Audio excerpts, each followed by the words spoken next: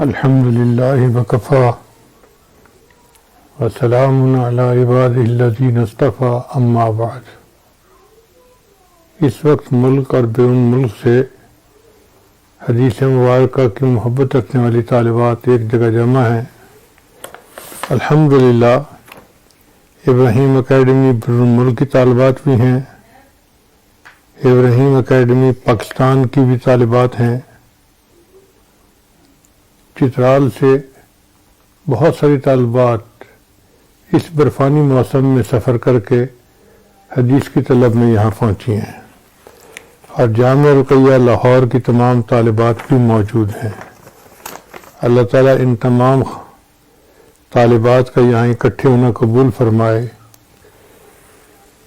میں حدیث مبارکہ کی تلاوت کر دوں گا اور پھر اس کے بعد انشاءاللہ دعا کروا دوں گا۔ سب طالبات توجہ سے سنیں۔ بسم اللہ الرحمن الرحیم۔ باب قول اللہ تعالی وَنَضَعُ الْمَوَازِينَ الْقِسْطَ لِيَوْمِ الْقِيَامَةِ وَأَنَّ أَعْمَالَ بَنِي آدَمَ وَقَوْلَهُمْ يُوزَنُ۔ وقال مجاہد القسطاس العدل بالرومیہ، ويقال القسط مصدر المقسط وهو العادل، وأما القاسط فهو الجائر۔ وبه حدثنا أحمد بن إشكاب قال حدثنا محمد بن فضيل عن عمارة بن القعقاع عن أبي زرع عن أبي هريرة رضي الله تعالى عنه قال قال رسول الله صلى الله عليه وسلم كلمتان خفيف حبيبتان إلى الرحمن خفيفتان على اللسان ثقيلتان في الميزان سبحان الله وبحمده سبحان الله العظيم۔ سبحان ربك رب العزة عما يصفون وسلام على المرسلين والحمد للہ رب العالمین۔ اگر میری طبیعت ٹھیک ہوتی تو میرا جی چاہ رہا تھا کہ میں روات جو ہیں، جو راوی ہیں، ان کے بارے میں بھی کچھ بتاتا اور پوری تفصیل کرتا۔ ابھی ہم صرف مضمون حدیث مبارکہ کے متن پہ غور کرتے ہیں کہ نبی علیہ السلام نے ارشاد فرمایا کلمتان کا مطلب ہے کلامان، دو کلمے ایسے ہیں۔ جیسے ہم ایک فکرے کے اوپر بھی کلمے کا لفظ استعمال کر لیتے ہیں، کلمہ طیبہ، کلمہ شہادت، وہ پورا فکرہ ہوتا ہے، اس کو کلمہ کہتے ہیں۔ تو کلمتان سے مراد ہے کلامان، دو کلام ایسے ہیں حبیبتان الی الرحمن، رحمان کو بہت پیارے ہیں، یعنی حبیب قائلہما، جو اللہ کو جو پڑھتا ہے وہ اللہ کو پسند آ جاتا ہے۔ پھر آگے فرمایا خفیفتان علی اللسان، وہ زبان کے اوپر پڑھنے بڑے آسان ہیں، ہلکے ہیں، ان میں کوئی ایسا حرف نہیں جو بہت ثقل کے ساتھ مخرج سے نکلتا ہو۔ آگے فرمایا ثقیلتان فی المیزان، لیکن میزان کے اندر وہ بڑے بھاری ہیں۔ نبی علیہ السلام کی حکمت عملی دیکھیے کہ آپ صلی اللہ علیہ وسلم نے ڈائریکٹ کلمات نہیں بتا دیے، بلکہ پہلے ان کے ایسے فضائل بتائے کہ سننے والا جو ہے اس کے اندر شوق بڑھ جاتا ہے۔ اچھا، دو کلمے ہیں جو اللہ کو بڑے پیارے ہیں، پڑھنے بڑے آسان ہیں اور میزان میں بڑے بھاری ہوں گے، تو یہ تین باتیں سن کے ہر سننے والا چاہتا ہے کہ جی مجھے وہ کلمے بتائے جائیں۔ تو جب نبی علیہ السلام نے سامنے کا شوق اتنا بڑھا دیا، پھر نبی علیہ السلام نے بتلایا کہ وہ کلمے کون سے ہیں۔ فرمایا سبحان اللہ و بحمدہ، اللہ تو پاک ہے اور سب تعریفیں تیرے لیے ہیں۔ سبحان اللہ العظیم، اور اے اللہ آپ بڑے عظیم ہیں۔ سبحان اللہ کا معنی ہے اللہ آپ پاک ہیں، آپ میں کوئی عیب نہیں، کوئی کمی نہیں، کوئی کجی نہیں، کوئی کوتاہی نہیں، ہر عیب سے منزہ اور مبرہ ہیں، آپ پاک ہیں۔ اللہ کو اپنی تعریف اس انداز سے بہت اچھی لگتی ہے، چنانچہ قرآن مجید میں بھی اللہ تعالیٰ نے اپنے بارے میں فرمایا فسبحان اللہ، اور اللہ تعالیٰ پاک ہے۔ ایک جگہ فرمایا فسبحان الذی بیدہ ملکوت کل شیء والیہ ترجعون۔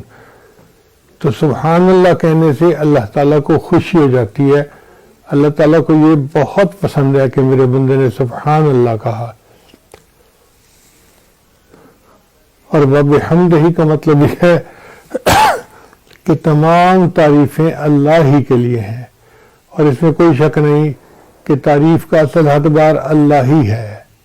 اس لیے اللہ تعالیٰ نے قرآن مجید کی ابتدا الحمدللہ سے کی، سب تعریفیں اللہ کے لیے ہیں۔ یہ بات ذہن میں رکھیے کہ کوئی بندہ دنیا میں کسی چیز کی تعریف کرے وہ تعریف اللہ کی بنتی ہے۔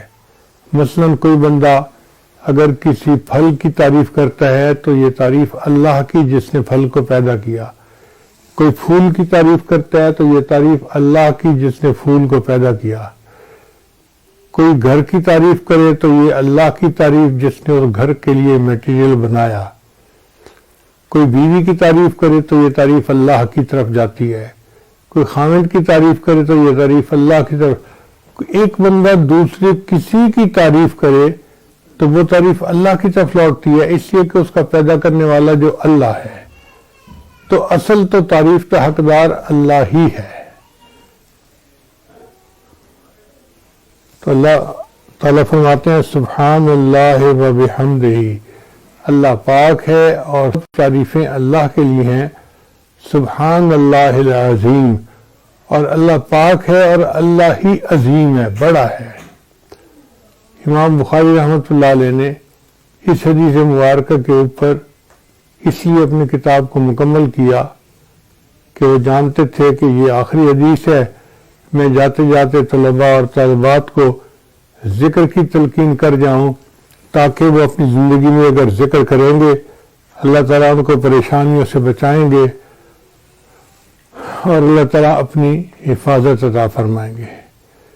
چنانچہ حضرت یونس علیہ السلام مچھلی کے پیٹ میں گر گئے تھے اور ان کو وہاں سے نکلنے کا کوئی راستہ، کوئی مخرج نظر نہیں آتا تھا۔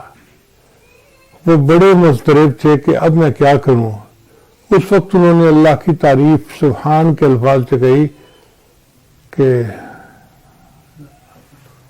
لا الہ الا انت سبحانک انی کنت من الظالمین، اے اللہ آپ کا ساتھ کوئی معبود نہیں، آپ پاک ہیں، میں نے اپنے آپ پہ ظلم کیا ہے۔ اللہ کو ان کا کلام یہ اتنا پسند آیا کہ اللہ نے مچھلی کو حکم دیا کہ ان کو اپنے پیٹ سے نکال دو۔ قرآن مجید میں اللہ فرماتے ہیں وَلَوْلَا أَنَّهُ كَانَ مِنَ الْمُسَبِّحِينَ، اگر یونس علیہ السلام میری تصویر بیان نہ کرتے لَلَبِثَ فِي بَطْنِهِ إِلَى يَوْمِ يُبْعَثُونَ، وہ قیامت تک مچھلی کے پیٹ میں رہتے۔ اب آپ غور کیجئے کتنی بڑی مصیبت تھی کہ انہوں نے قیامت تک مچھلی کے پیٹ میں رہنا تھا، مگر سبحان اللہ کے ذکر کی وجہ سے اللہ نے ان کو مچھلی کے پیٹ سے نجات عطا فرمائی۔ آج بھی طلباء اور طالبات یہ بات ذہن میں رکھیں کہ اگر وہ کسی وقت حالات کی مچھلی کے پیٹ میں پھنس جائیں، ان کو کسی عامل کے پاس جانے کی ضرورت نہیں، کسی کے پاس پوچھنے کی ضرورت نہیں۔ امام بخاری نے ان کو ذکر بتا دیا، وہ سبحان اللہ کا ذکر کثرت کے ساتھ کریں، اللہ تعالیٰ حالات کی مچھلی کے پیٹ سے ان کو نکال دیں گے۔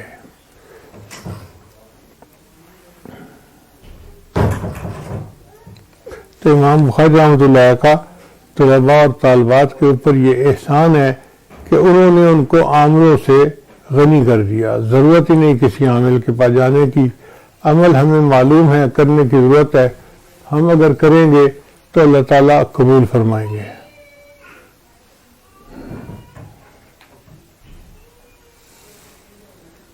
اب اس کے بعد میں دعا کروا لیتا ہوں، تمام طالبات متوجہ ہو کر دعا کر لیں۔ سبحان ربی العلی الوہاب، اللہم صلی علی سیدنا محمد وعلی آل سیدنا محمد وبارک وسلم۔ اے رب کریم، ہم آپ کے عاجز مسکین بندے ہیں، ہمارے گناہوں کو معاف فرما، خطاؤں سے درگزر فرما، عیبوں کی پردہ پوشی فرما۔ کریم آقا، بچہ پریشان ہوتا ہے، ماں باپ کی طرف دوڑتا ہے، درس قرآن.com www.darsequran.com